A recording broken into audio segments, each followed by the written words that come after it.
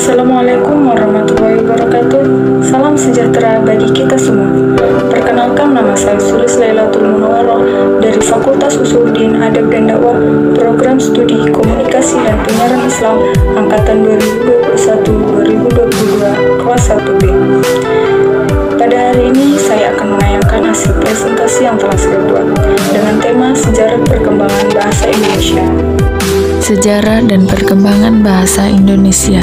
Sebagaimana banyak kita ketahui bahwa cikal bakal bahasa Indonesia berawal dari bahasa Melayu, sebuah bahasa Austronesia yang digunakan di Nusantara.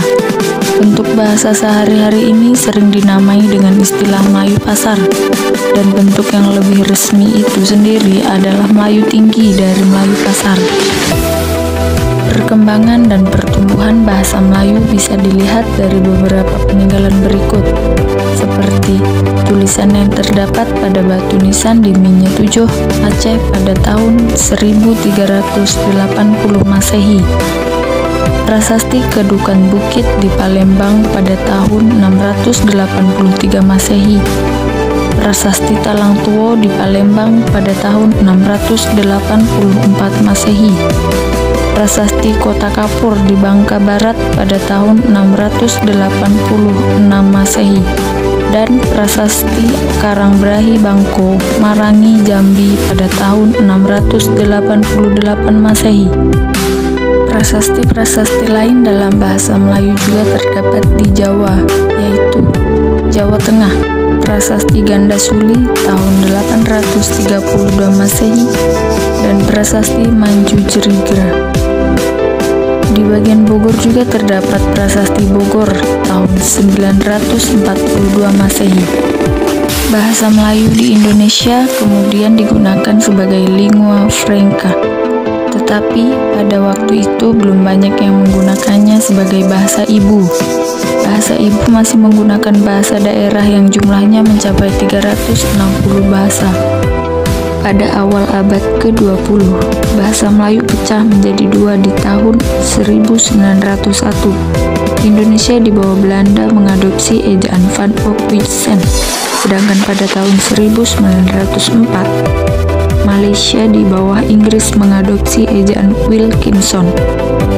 Dalam pidatonya pada Kongres Nasional kedua di Jakarta, Yamin mengatakan bahwa jika mengacu pada masa depan bahasa-bahasa yang ada di Indonesia dan kesustraannya, hanya ada dua bahasa yang bisa diharapkan menjadi bahasa persatuan, yaitu bahasa Jawa dan Melayu. Tapi dari dua bahasa itu, bahasa Melayulah yang lambat laun akan menjadi bahasa pergaulan atau bahasa persatuan. Bahasa Indonesia secara resmi diakui sebagai bahasa nasional pada saat Sumpah Pemuda tanggal 28 Oktober 1928. Penggunaan bahasa Melayu sebagai bahasa nasional atas usulan Muhammad Yamin, seorang politikus, sastrawan, dan juga ahli sejarah. Bahasa Indonesia lahir pada tanggal 28 Oktober 1928. Pada saat itu, para pemuda dari berbagai pelosok Nusantara berkumpul dalam rapat. Para pemuda berikrar. Nah, di sini saya akan menayangkan cuplikan tentang bunyi dari ikrar para pemuda tersebut. Sumpah Pemuda. Satu, kami putra dan putri Indonesia mengaku bertumpah darah yang satu, anak Indonesia. Dua, kami putra dan putri Indonesia mengaku berbangsa yang satu,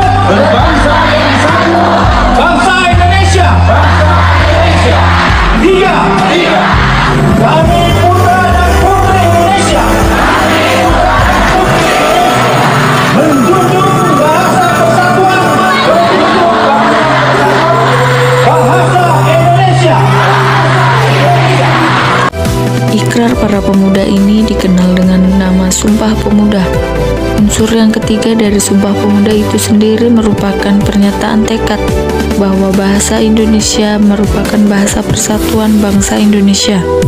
Pada tahun 1928, bahasa Indonesia dikokohkan kedudukannya sebagai bahasa nasional.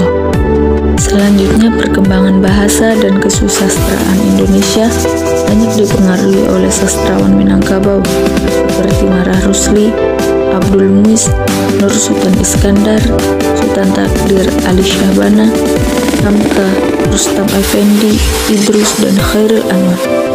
Sastrawan tersebut banyak mengisi dan menambah perbendaharaan kata, sintaksis, maupun morfologi bahasa Indonesia.